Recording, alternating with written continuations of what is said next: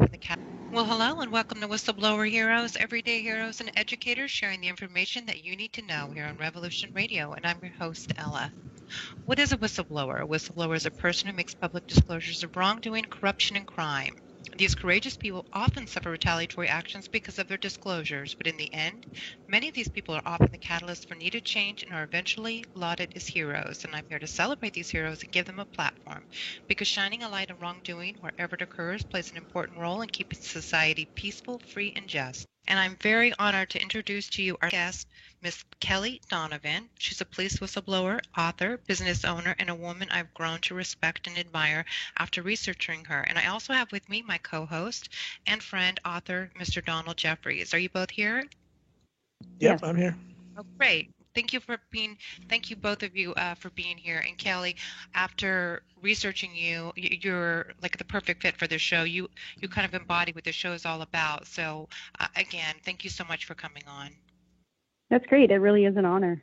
Okay, so I'd like to go a little bit before we get going, and of course, I'd love to hear your story and what happened, and we can share with the audience your experiences. I'd like to talk a little bit about your history. I know you went to Western University. You were a valedictorian in your high school. You have such an impressive background.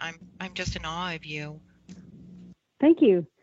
Well, obviously, I was a police officer most recently, but initially I was working as a banker, and I kind of just fell into that job in banking. But my experience with policing before joining was that the father of my children was a police officer before I was. So I was experiencing the life at home with a police officer in the house. And towards the end of our relationship, it ended up turning abusive. And it got to the point where I had to report incidents to our police service, which is where he worked at the time. It was like locally where we lived. And that was my first experience in dealing with police when they're put in a position to investigate themselves. So I was witnessing, how they would handle that type of an incident. So I didn't like the way they handled the incidents, but then I also went through our Freedom of Information legislation. So I was able to look at all the officers' notes and reports. And it became very evident to me that there's very little oversight at that level. Officers can, determine whatever they'd like. If it's somebody that they're trying to, sort of cover for, they can write whatever they want in their notebook. They can say that evidence doesn't exist. They have a lot of control over what they do.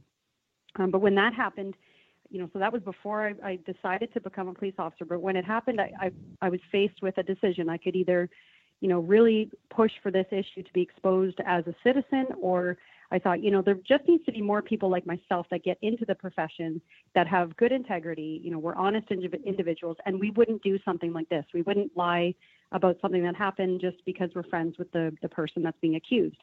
So ultimately at that time, I decided I was just going to get into the profession, and I was going to try to set a good example for my colleagues and peers and really try to just set a positive tone from the inside. So that was what initially got me into it. And during the recruiting process, I was totally honest with everyone. And I knew that they could have looked up the incidents on our system. So there was no hiding what was drawing me to policing. So I was hired in 2010, and it was my first time through. I didn't have any issues with any of the physical testing or anything else. So at that time, I would have probably been amongst the top of the recruit class. But I was the only female hired. There were 8 of us that went to police college. And early on in my career, and this is what now is causing me some trouble, but early on when I was a recruit, when I was at the police college, the individual directly beside me on the shooting line had an accident. His firearm went off and it went into his leg. And right in front of me, I'm 6 weeks off the street, basically. I went from being a banker to a police officer, and I'm put in a position where this individual's bleeding out in front of me on the firing range. So it was very much in my face. This is the risk you took on. This is what you face now, carrying a loaded firearm with you every day. So I really wasn't given a lot of time to adjust. It was just, I'm right into it, full-blown police officer. But at the time, that's what's haunting me now, is that I never really talked to anybody, and there really wasn't a lot of support at that time about how that made me feel. And, I carried a lot of guilt with me because I almost had, now that I've dealt with my PTSD over it, it's a lot of almost survivor's guilt because, he was that close to me. And I guess at the time I felt like it could have been me, but it wasn't. And, you have all these thoughts that run through your mind about, I'm I'm glad I survived, but I could not have left that college. That could have been the end of my career before it even started. So, quick question. I'm sorry to interrupt you. Yep. I just want to set up so people understand, where were you at this point? Where were you living? What year was it? Just so people can kind of get an idea of the timeline. Sure. So that was early 2011. So because I was hired in December of 2010, I went to the police college early in 2011. So I was a single mom. I'd been a single mom for a couple of years, and I was on my own. The kids were going back and forth. It was difficult, but I had a lot of support with family and friends. Mm-hmm. So I came back from the police college and went right to work in patrol. So the first 4 years I worked like general patrol in the cruiser, and I totally fell in love with the job because you basically get to investigate any call that lands in your lap.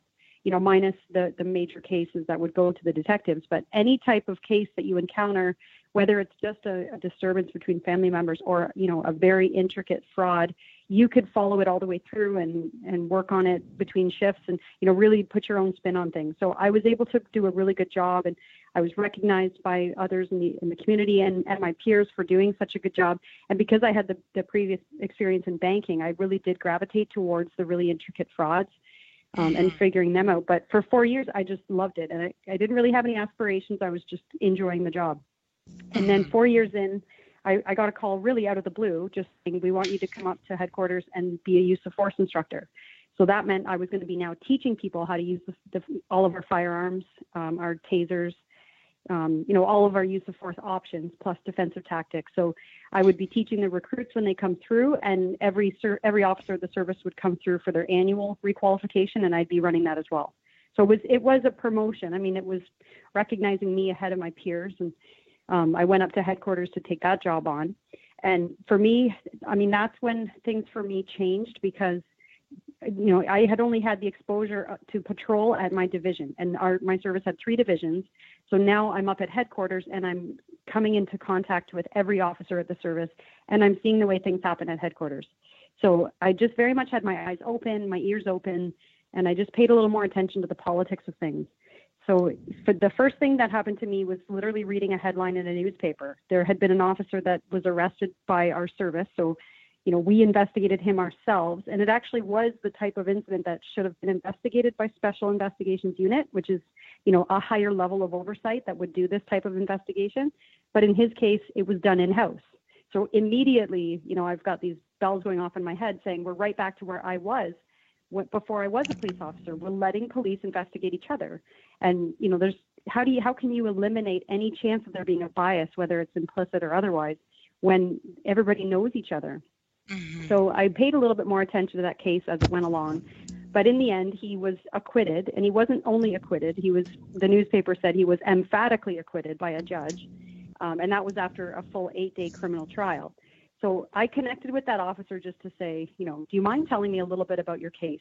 Because it seems a little odd that we would do an investigation against one of our own, but it would be totally thrown out after a full 8-day trial. I mean, that's such a waste of taxpayer money. If anyone knows the criminal system, to go through an 8-day trial with the court reporters and the judge and the prosecutor and everybody there for the full 8 days, that's a lot of taxpayer money. Yeah, it is. So everything I learned from him, it really didn't match up to what I would expect. That when police investigate themselves, it should, that investigation should be completely by the book, and it should be scrutinized, from every direction, but it should withstand that scrutiny.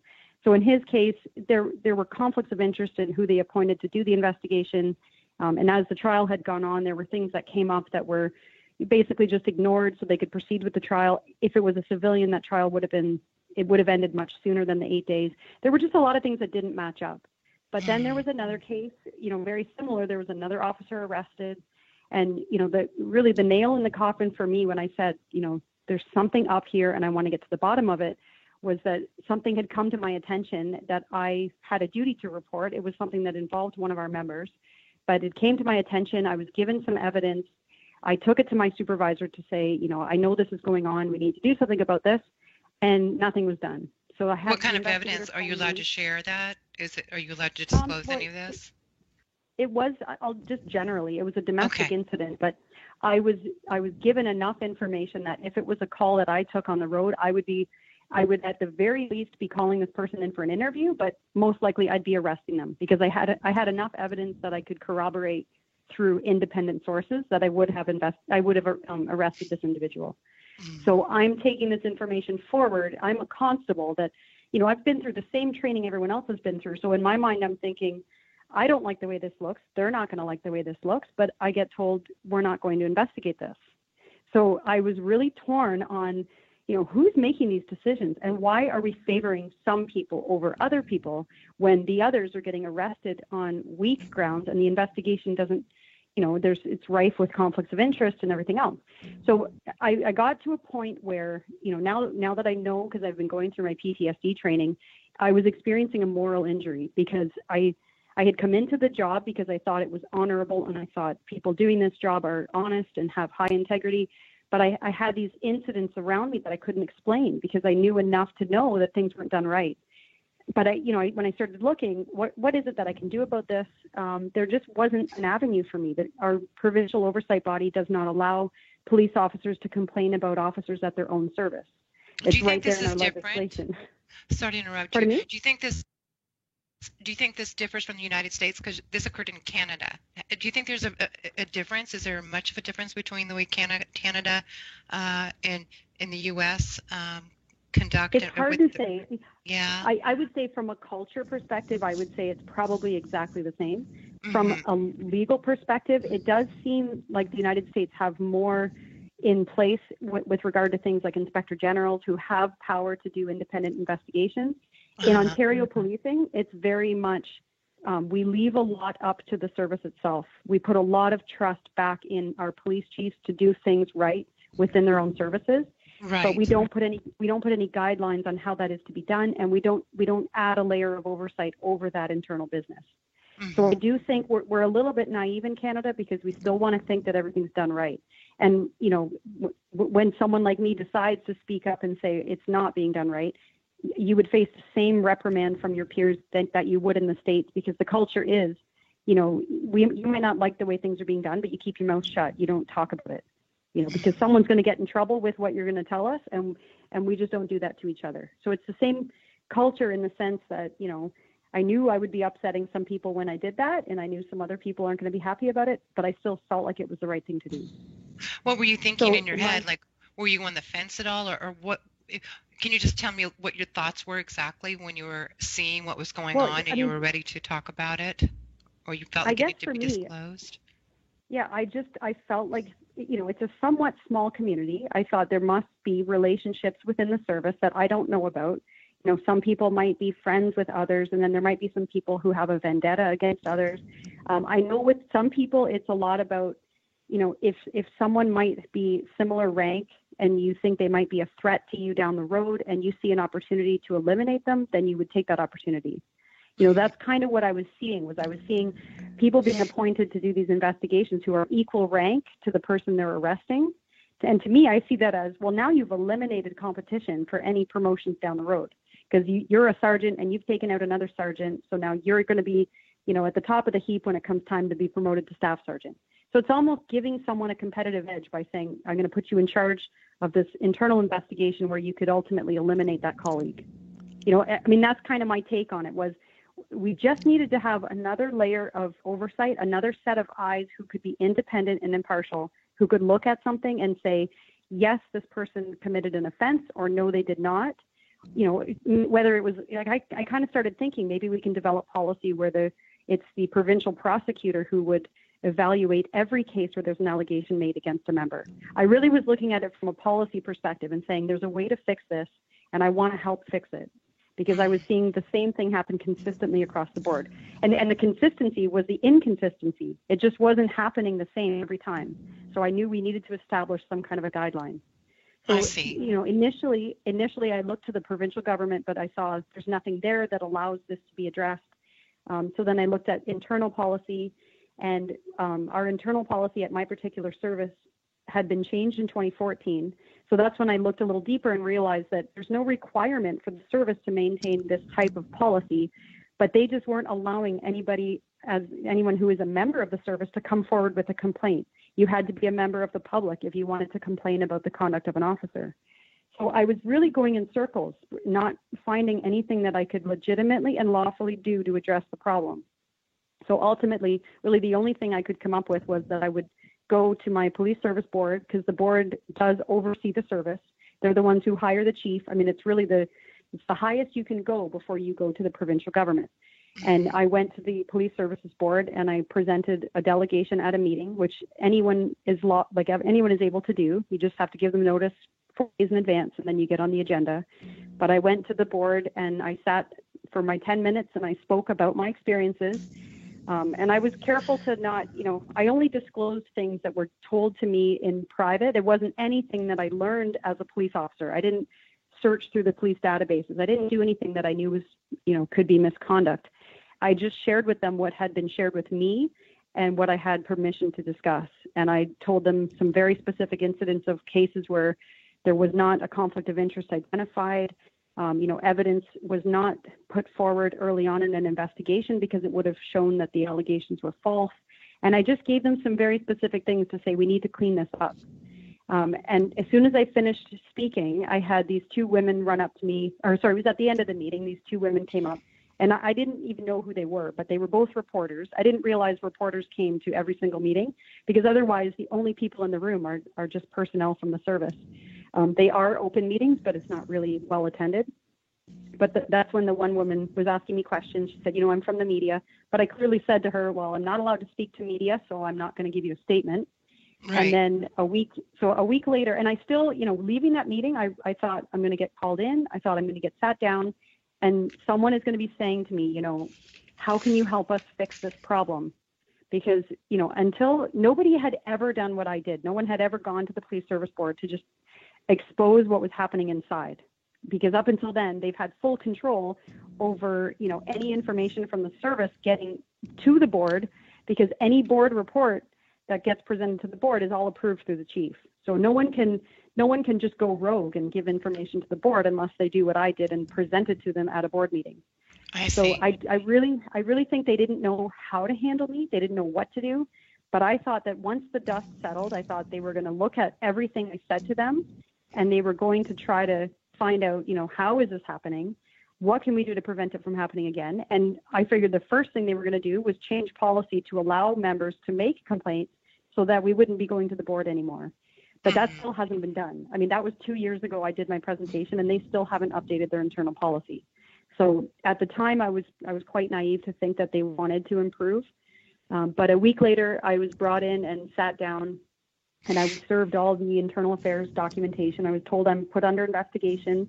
They took me out of my job as a trainer. I was on administrative duties. They ordered me to not.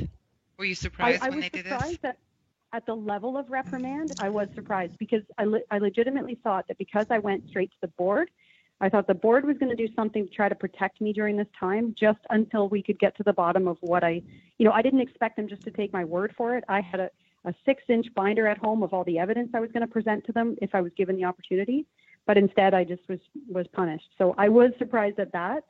And because they came at me so hard right away, a week in, I sent an email to the board members and I said, I'm not allowed to come back and present to you again.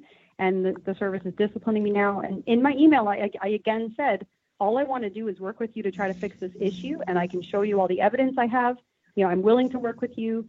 But because I sent that email, because that email was shared with the chief, it shouldn't have been, because every board member, they all swear an oath of office to be impartial, to do their job according to law. Right. But my email was shared with the chief. So 2 weeks later, I was called back in and they added to my charges. They said I was now going to be charged with 2 more charges. And at that time, I was put on a no contact order with the board members. So I wasn't even allowed to email them anymore. So that was the start of my retaliation. And for 14 months, I just continued to keep coming into work as long as I was well enough to, which, was a good 10 months. And, right. And I was still working, I was doing the best work I could during that time, because there had never been anything on my career history to indicate that I wasn't a good employee. And I just kept coming in and kept working really hard. And I was given commendations during that time for the good work I was doing. But it really started to wear on me, because here I was under investigation, but they weren't investigating me. They weren't having me come in for an interview. You know, they had extended every deadline. They're only supposed to take 6 months to do this investigation, but 10 months in, I still hadn't been served a notice of hearing. So in my mind, I'm thinking, you know, how long is this going to go on for? How long are they going to do this to me? And no one really knew what was going on, but everybody knew that, you know, I was in the doghouse. Nobody wanted to talk to me because they knew if they were seen talking to me at the station, then they're going to be, you know, roped into all the same stuff I am. You know, they could get in trouble, they could be disciplined. So everybody just avoids you. When you're in that position, you're just completely avoided, which made me feel completely isolated, ostracized, alienated from my peers. You know, I wasn't allowed to teach anyone. So everybody coming through training was wondering why I wasn't training them. And they'd see me at headquarters, they'd see me in their uniform. It just makes for a very, very difficult, you know, 10-month period when I'm under all this stress, but I don't have anybody I can talk to about it. Right. So ultimately, you know, and during that time, I did things that I thought were going to help as well. I reached out to the provincial oversight bodies again to say, you know, this is what's happening to me. I tried to speak out because we don't have any whistleblower protection at all for municipal police officers. So during the time they were doing this to me, I met with Justice Michael Tulloch, who at the time was doing a provincial oversight review of all of the different oversight bodies. But I met with him. I told him my story. I mean, he was blown away that not only is there no whistleblower protection, but that this is the kind of retaliation that whistleblowers face, and there's nothing in place to protect us at all. And none of these oversight bodies want to even get involved, let alone help us. And I even went to the Human Rights Tribunal and tried to get them to intervene to help me, and they wouldn't do anything. So I ultimately, over this period of time, realized that, you know, I was either just going to have to let them do whatever they were going to do to me, or I'd have to take back some control of my life and I'd have to resign and come at this from a different angle. So during the time when I contemplated my resignation, you know, I was doing a lot of research. I was reading about other cases because I really started thinking, like, am I the first person they've done this to? But when I started digging, I uncovered so many other stories, and they were public stories that acknowledged that the officer did something that they felt was right and faced, you know, outrageous retaliation. And we don't, nobody seems to care. You know, it's there, it's published, but we haven't done anything to change that.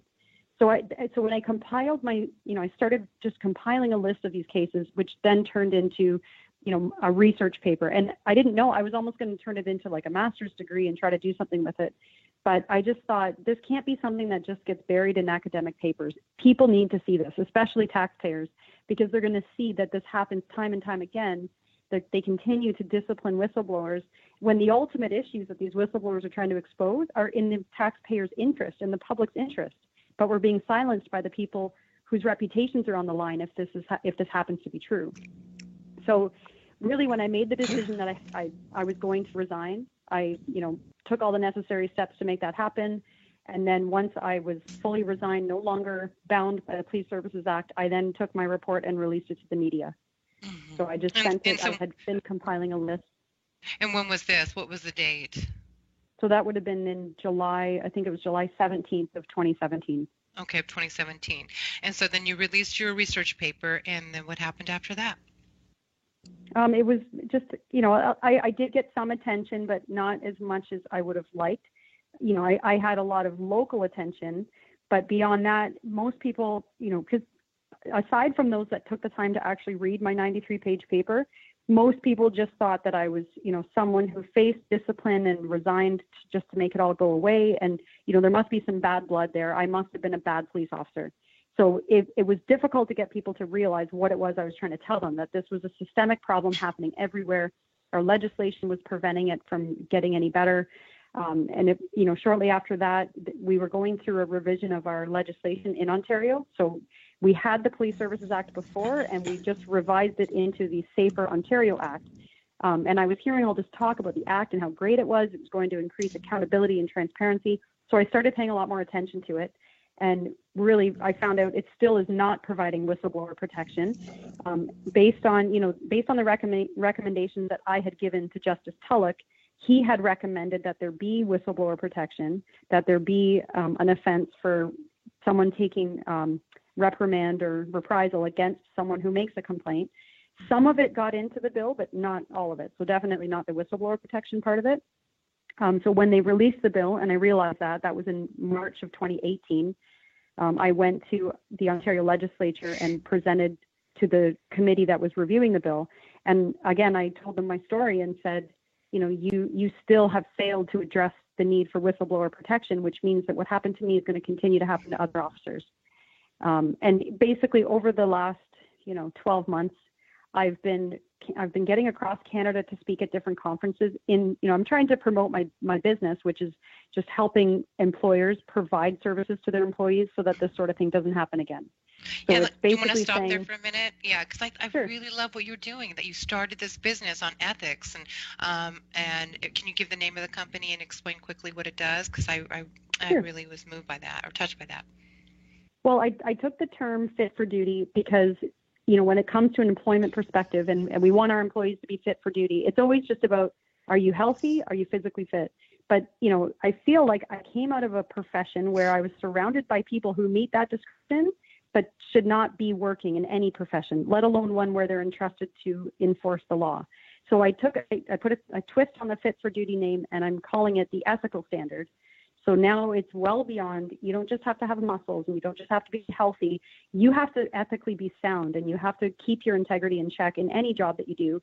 So, aside from training and my public speaking, I'm offering employers their own whistleblower program. So instead of waiting till there's a legislation in place that says you have to provide this to your people, it's just having it there so that you have, instead of having a physical open door policy, you're giving your people a way to communicate with you, whether it's anonymous or otherwise, but tell you what's going on so that you can deal with those things before you have this systemic problem on your hands. So it could be harassment. It could be, that someone witnesses an illegal act on the job. It could be anything. But for the most part, when those things happen, it's going to be the company culture that determines whether or not that incident gets reported. And I'm trying to offer them a way to say, regardless of your culture, because that cannot change overnight, if you put something out there and you offer your employees a way to do this, 9 times out of 10, they're going to do what they know in their heart is right, because there wouldn't be that heavy cost. You wouldn't be walking down the hall to tell on someone at the boss's office. You could just report it through an online means anonymously, and then it would be investigated independently and reported back. So my whole thinking was to continue with the investigative side of things, but really make every workplace completely transparent and accountable through things like whistleblower programs, whatever you call them. So what I've been doing is getting out to promote my business, but talking about my experiences and saying why I think I'm well suited to do this sort of thing, because I've been through it. I know the cost to blow the whistle. There's so many people that are dealing with things even right now, and they say, well, I would do something about it, except that, I could lose my job and it could cost me my house and it could all these things. And it's my way of saying, I know the cost because I've been through it. But these programs will prevent that from ever being the reason these things don't get reported again. So part of that was, I've been to different conferences, like anywhere from Edmonton all the way to St. John's, Newfoundland in Canada. So I think BC is the only province I haven't made it to in the West, if I'm going west to east. But it's mainly just been, again, sharing my story just around what motivated me to speak out about anything, because I knew that there was a risk, but it's all part of that, how do we beat the culture of fear? The only way we're ever going to beat the culture of fear is by reporting these things, not by keeping silent about them. It's never going to change if everybody who has witnessed misfeasance in their workplace doesn't ever talk about it. Agreed. So it's partly to encourage that attitude, way of life, but also to say, it should never get to that point, and we need to work as a country and as a continent to make sure that everything that is happening is being reported and that the corruption is not being kept silent. I mean, it sounds like it's been a very difficult journey for you as a whistleblower, and in most cases it seems to be that way. Sometimes you talk to whistleblowers and there's financial compensation when it's a government disclosure, like fraud going on, and so they will sometimes walk with large amounts of money. In your case, is there anything positive that you can say so far that has happened? No, we don't have anything like that in Canada, for starters. I mean, I have a case in my book about an officer from the NYPD who, walked away with $600,000, and it kind of leaves a sour taste in my mouth, because there's only been a high personal cost to me.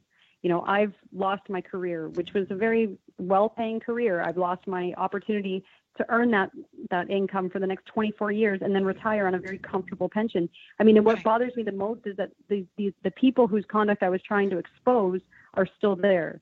You know, they're going to retire wealthy because they'll retire with their pension. And then, you know, I'm ultimately the only one that's paid a price here. But, you know, ultimately, And you did the all right that matters thing. to me, right, all that mattered to me was being able to look at myself in the mirror. And I wouldn't have been able to do that if I only stayed to get my paycheck. I felt like I was taking a bribe to just continue to go back to work and let these things happen and pretend that they didn't bother me. So for me, I guess it was just the personal, you know, it was the personal motivation that was stronger than the cost for having done it. Mm-hmm.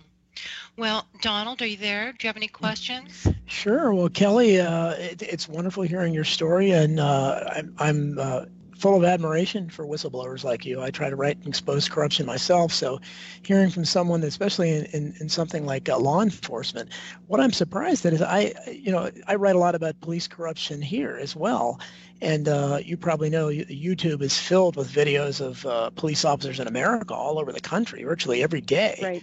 Overstepping their authority. I was under the impression that the Canadian officers were a little bit better behaved, but the kind of corruption you're exposing, I guess, is just them being above the law themselves. So am I right in thinking that they don't perhaps step out of line physically with citizens as much as American officers do? On that note, what I can tell you is just that it's probably no different in Canada. And I mean, I'm careful on what I do speak about because I know for a fact that there is much worse things happening, and some of that will be being exposed and has been. Some of it has been. So there was an officer in Hamilton, Ontario. His last name was Rusowski. His case just wrapped up. He was convicted, and he's going to go to jail for 10 years. But he had been on the take with some organized crime families in Hamilton, where he was basically taking cash to tell them when the next drug stings were going to happen so they could avoid getting caught by the cops. And he was doing this for years. And he was exposed by a fellow whistleblower in Ontario here. I'm telling you that because that's the case that's been public, but I can tell you there's a lot more coming. And the stuff that I initially exposed is, you know, it's a walk in the park compared to what is coming. And I think for me, I mean, like I said, I wasn't the first, but when I did speak out, I had a lot of other officers reach out to me to just say, you know, you've shown a lot of courage because I have a story and I did come out with it or I didn't come out with it. But there's been a lot of people since I was public who have found the courage to now come forward with their stories and what they've witnessed. So there is, you know, and when I've met with the politicians, I've said, you know, this is not even the tip of the iceberg. There is so much more coming behind me. And I'm only using my experiences as a way to say, you know, you have to start listening to us. You can't continue to deny us because I didn't expose a whole lot here, but there's others coming that are going to expose much more. So if you're worried about the reputation of policing in Canada, you know, the worst is yet to come. So I wouldn't say we're any better here. We've just been much better at keeping up the facade that Canadians are, you know, inherently more ethical, more moral. Yeah. You know, really, you know, you're always going to have people that are motivated by greed, and you're always going to have people that experience things in their personal lives that mean, you know, they're looking for extra money to pay whatever need they have in their lives. You know, we're all human beings. We're no different. It might actually be easier to get away with it here in Canada just because there is that trust. Nobody wants to believe that it could ever be corrupt. Well, I think what you brought up, I think the main point there is policing, and obviously using the term literally, policing themselves and expecting police to police themselves here in America or Canada or anywhere else. That's the problem. Is that here we talk about I'm sure you've heard that term too. That they'll say, well, and I'm sure most police are good, but they'll say it's just a few bad apples. Well, my answer to that always is, well, why is it then whenever these bad apples are exposed in these awful videos, you can see video proof of them, their superiors always cover up for them. They should want to root those guys out, right? I mean, so right. I think that's the crux of the problem, is that you can't trust the police or any other profession really to police themselves. And my hat is off to you, because I can't imagine. You've talked a little bit about what you've gone through, but we see what happens on the international stage with people like Edward Snowden and Bradley Manning and now Julian Assange, that people are trying to expose corruption or expose to truth. Nobody wants to hear from whistleblowers anymore. So it takes a lot of courage to do what you're doing. Well, thank you. I appreciate that. Okay. Yeah. And then I also kind of have a follow-up question. Or do you think, have you seen a trend? I don't know if that's something you're paying attention to or noticing. I know you've disclosed or you've uncovered a lot of information as far as whistleblowing goes with police officers in your area. Do you think people are beginning to maybe open up to the idea of disclosing corruption and crime more readily these days as opposed to before? I think we're catching up to where we need to be, but I think we're still miles away. The Ontario Securities Commission, I think, has done a fantastic job with their whistleblower program. So again, it's only in Ontario, but anybody that belongs to a financial firm, or I believe even customers of financial firms, can make anonymous reports, and there is cash that's paid out. And they have the stats to show that since they've rolled out the program, they've made more arrests, they've put people away for longer periods of time. So obviously there is a desire by people to want to do the right thing, but now government falls short in the sense that, we've rolled out provincial and federal whistleblower protection in legislation, but the people who have reported to these programs are, they make a report, and it's not until 5 years later that the report is actually concluded and investigated and, someone is held accountable, or they determine there's no wrongdoing. And these people, they have to carry lawyers with them throughout this process, but then there's very little, if anything, that's ever paid to them through, the legal fund centers that they've set up. So ultimately, people are standing back watching these programs and realizing that even these programs don't work.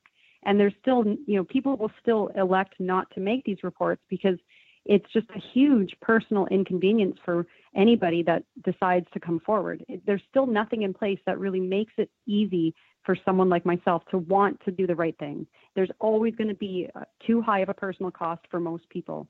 So I think we're getting there in the sense that the right people are starting to do their homework.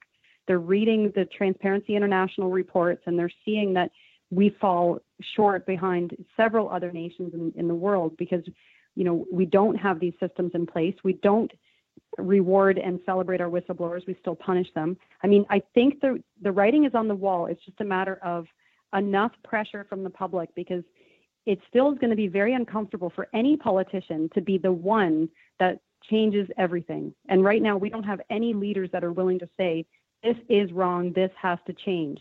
It's like everybody, maybe it's like the groupthink phenomenon happening, that everybody is just going to keep agreeing with each other and nobody's going to take that stance to say we need to make some changes here. But it's building to the point where someone's going to have to do something, risk not being reelected the next time they run, but say we need to change this, because it hasn't happened.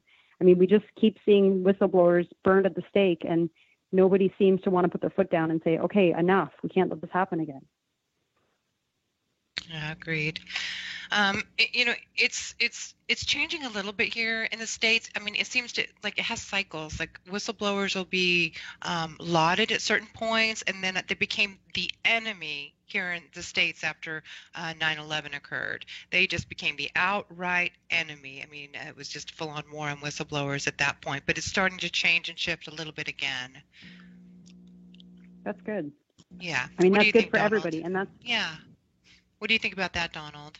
Yeah, and I think that's true. And I would ask Kelly, have you had a chance to talk to, you've probably heard of Frank Serpico, who is, probably the most famous police whistleblower, and the big movie was made back in 1973, starring Al Pacino. He's still around, and he's still a very strong advocate of police reform, and he's very bitter about, I guess, maybe he made some money off that, I don't know, but he's still upset that, I guess, the thin blue line thing hasn't changed, where there's still where the good cops look the other way. And that's the problem, I think, is not necessarily just the bad apples, but the good cops that turn the other way while these guys are abusing their authority, instead of stopping them or at least testifying against them. And of course, their superiors that just hold them accountable, because obviously if they're above the law, then them enforcing the law becomes meaningless because they don't apply to them. So I'm wondering if you ever had a chance to read anything recently about Serpico, or would you get in touch with someone like him, or no? Well, he's in my book, but honestly, okay. I thought that I knew that he had moved over to the UK. I didn't know he was back and active again with his advocacy, because I knew that he moved after his accident being shot in the face. I mean, and I think he illustrates very well when you cross that line and now you're the guy that's going to snitch on someone else, Yeah. what are your peers willing to do to make sure that you don't ever Yeah. snitch on them? Yeah. So his case, I mean, I never had that being put in physical danger, but I know others that have. But that's where, I mean, if you can't change the culture, and the culture of fear is always going to exist, whether it's, you know, someone concerned with the whistleblower because they're the peer and they don't want to ever be caught, or you've got leadership who is sending the message that if you're one of them, if you're the whistleblower, you're going to get burned at the stake just like they were, then again, the culture of fear will exist. Because you look at my service and my experience, and everything they've done to me was so severe that no one would ever want to follow in my footsteps. You know, they're looking at me and saying, that's what happens to you when you do what she did. I'm never doing that. And that's why my message to the politicians was, if you don't take a hard line on this, then that's what you're telling them, is that it's better for them to keep their mouths shut, because if they speak up, they're going to be treated just like me because you let all that happen. And it just, you know, it just perpetuates. It just doesn't seem to go away. So what's happening to me now is that I'm being faced with an allegation that I violated my resignation agreement. And this is, again, just a way for them to try to keep me quiet. It's a completely outrageous claim, and they want me to not be able to speak publicly about my experience anymore. They want me to stop selling my book. They want me to stop running my business. I mean, it's completely outrageous, but this is what our government in Ontario allows to have happen. Well, in that vein, now, have you had any threats, any physical threats against you, and any phone calls, anything dramatic like that? No, I mean, when you talk about dramatics, I've been watching my back since I left, and thankfully nothing like that's happened. But I did take some measurements. You know, I installed some security devices and things like that, not knowing what would happen. I think it's a benefit that I don't live in the community where I did police. I live in a neighboring county, so I don't have to be there unless I'm traveling through for something else. I think that has helped, but thankfully I have not had to deal with that. I know others that have. Well, I wasn't aware, by the way, that I thought Serpico, I saw him interviewed on Alex Jones a few years ago, and Alex Jones is a far different show, and that's when I knew he was still at least concerned about the police problem. But I assumed he was doing that from wherever he was living, whether it's UK or here. But and fascinating stuff. I mean, he could be back.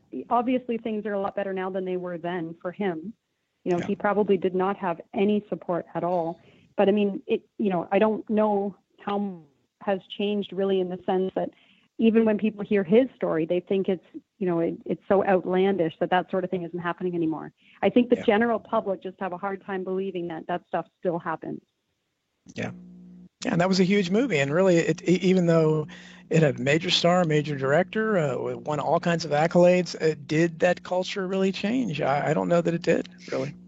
No, and I mean, I do get some criticism sometimes from people who say, you know, what you revealed, it wasn't that big of a deal. It's not like there were guys on the take, and it's not like they were embezzling funds or whatever. But, you know, to me, it's a fundamental issue, because every police officer committing these, you know, whether it's just an indiscretion or making a decision that, you know, isn't quite ethical, if you see it happening, you're seeing it, you know it's wrong, because you're a police officer, you're trained to uphold the law, and you see things that are not consistent with that. And not saying anything, in my opinion, you continue to take a bribe every time you come back into work and put your uniform back on. So every day that you come into work, that daily salary you're paid, that's you accepting a bribe, because you're keeping your mouth shut and you're coming into work and you're doing your job, but you're not ever speaking up about it. So it might not be officers that are pocketing cash from victims of crime, but to me, it's just as bad, because you have an internal code, you swore an oath of office, and you're violating both of those things, and you're doing it so that you continue to get a paycheck.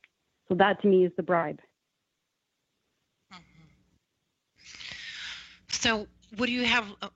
Maybe we'll just talk about what you're planning on doing in the future. I think what you're doing and what you've done will make a difference on some level. It may take a little bit of time. It takes a few years for this to kind of play out, to see what's going to happen, and just to look back and to see the changes that were made.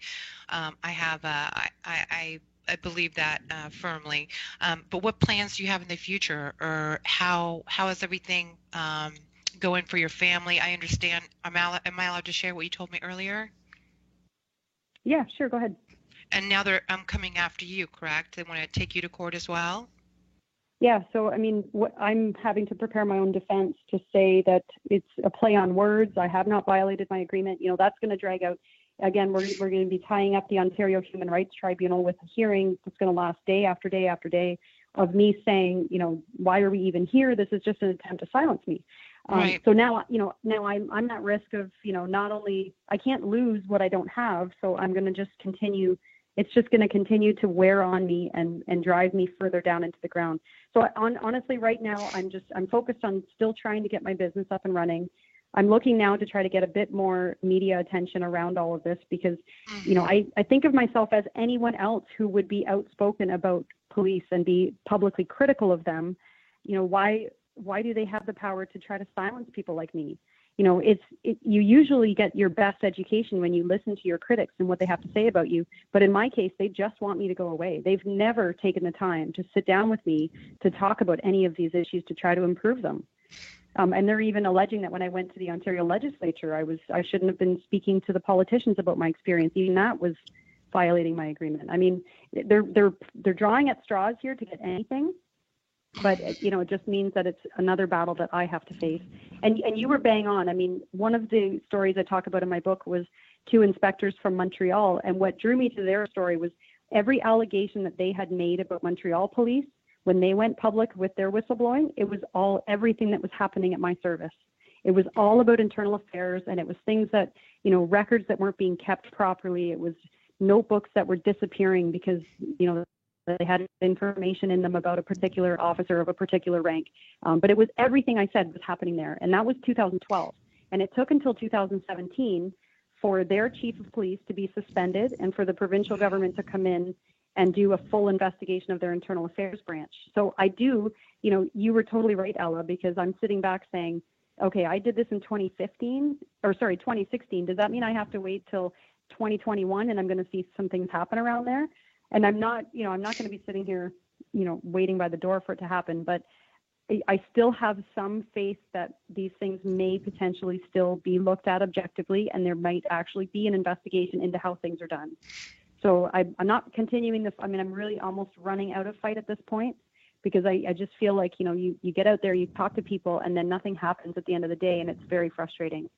But I'm trying just to do my best to move on with my life so that, I can provide for my kids, hopefully not lose my house, do the best I can. I have a good support system, but when it comes to support from the police community, I'm still very much, an untouchable. They still don't want to have anything to do with me because they're still afraid of what it would mean to their careers. Mm-hmm. Yeah, that I can see that, and I know that those type of relationships do change when someone decides to blow the whistle or come forward with information and corruption, unfortunately. Yeah. Okay. So, but the press, I did see some articles from some pretty impressive outlets. So it seems like there has been some, I think it was like CBS had approached you or some of these other large network. Locally, it was CBC and there was CTV news coverage and stuff like that. But I mean, I was dying to get something that would at least be province-wide or Canada-wide because the issue is not isolated to me. It's only that I was the only one willing to speak up about it. Everything I said, I guarantee is happening at services across the country. And I've heard from officers that tell me it's happening where I am. It happened to me. It's so prevalent that I just think, if we don't address it and there isn't something in place to stop it from happening, police chiefs have the power to keep anything quiet. There's certain things, they don't have to release certain information. So if a chief of police, because they get appointed and they get reappointed by the board, they're not going to want the board to know if something happened under their watch that is ugly, that's going to make a dirty mark on their reputation. They just won't disclose it. So anytime something happens inside, it just will never make it to the board. It will never make it to the public until the government starts saying we're going to give those officers a way of reporting it so that you can't conceal this anymore. So that maybe if it is your poor leadership, the board will find out, the community will find out, and we'll start to weed these leaders out that are allowing this kind of thing to happen. Mm-hmm. That's the only way you're going to get the strongest leaders making it to the top and people loving their job and wanting to be there and the public trust improving is, you have to take a hard line with it and make sure that the people you're putting at the top are good people. And there's no, whether they're honest or not, you have systems in place that make sure that if they're not, we're going to figure that out. Mm-hmm. Agreed. Well, how can people get in contact with you? I know you have a YouTube channel and you have your story. What can we do to support you as well? What advice can you give people listening? What they can do to support people like you, or you and you specifically? For me, I think it's the best website to start from would probably be it's just kellydonovan.ca. It tells my story. It's got some links to some of the videos I have, but it also links you to all my social media. So that would be a good starting point to just have it all there. And I guess for me, it's sharing my story so that people know, first of all, that it's happening. I'm selling my book through my website. If anyone wants to read it, it's there. But again, the book was more for me to put all the stories together so that people can see that this isn't just me. This is, Perry Dunlop in Cornwall. This is Paul Manning in Hamilton. There are people, Bob House in Edmonton. There's officers from all different police services across Canada that encountered the same thing as I did, some of them worse, and the government has allowed them to be silenced, and we just want that whistleblower to go away versus deal with the issue. And I think when people start to see how prevalent it is and they see all these cases in one place, that's when they start to get concerned, because it's going to take for individuals to be concerned enough to share things on social media, contact politicians, put the pressure on. I'm still willing to meet with them, and I have been from day one, and it's just a matter of them picking up the phone and saying when and where, and I'll be there, because I do still have a desire to want to make things better. But until, maybe to the public, they see it as, this policing community is such a small percentage of the population, they probably think it's just a policing problem. But I guess my message is that this is not just a policing problem. This problem affects anyone who pays taxes and anyone who expects a certain level of integrity from their police force. Because until we start demanding it, we're not getting it. Mhm. Donald, do you have any closing thoughts? Anything you want to add? We still have, again, about 5 minutes. Okay, just want to express again the way I think a lot of people feel about this is that you acted the way I think most people expect honest and good police officers to act. So I commend you for that, and I wish there were more people that had your courage, because there's always powers in numbers. As you say, once it's hard to speak out if you know no one else is speaking out with you. So it takes a lot of courage to, even if you're in a meeting, to stand up and be the only one objecting to something when nobody else has your back. So to do something like you did takes a lot of courage, and you've had impact on your life, obviously. And so I would hope some other police officers would follow your lead, because if enough of them start doing it, then there's powers in numbers. Suddenly a couple hundred all across your country, or all across America did that at one time. That I think could make a difference. Exactly. And I've even suggested to our politicians here, I've said, if you opened up an anonymous line, or if you offered these officers complete immunity from their police services that tried to retaliate against them, you just wait to see what you would hear come in on that line. It would blow people's minds with the stuff that I have heard, that I know there's evidence of. I mean, it's just, it is dramatic, and it is quite a story, but it's much stranger than any fiction I could ever write. And that's the stuff that, if we don't ever find it out, then we're selling ourselves short, because we deserve to have better police services than what we have, but that's what's keeping it from ever getting to where it needs to be.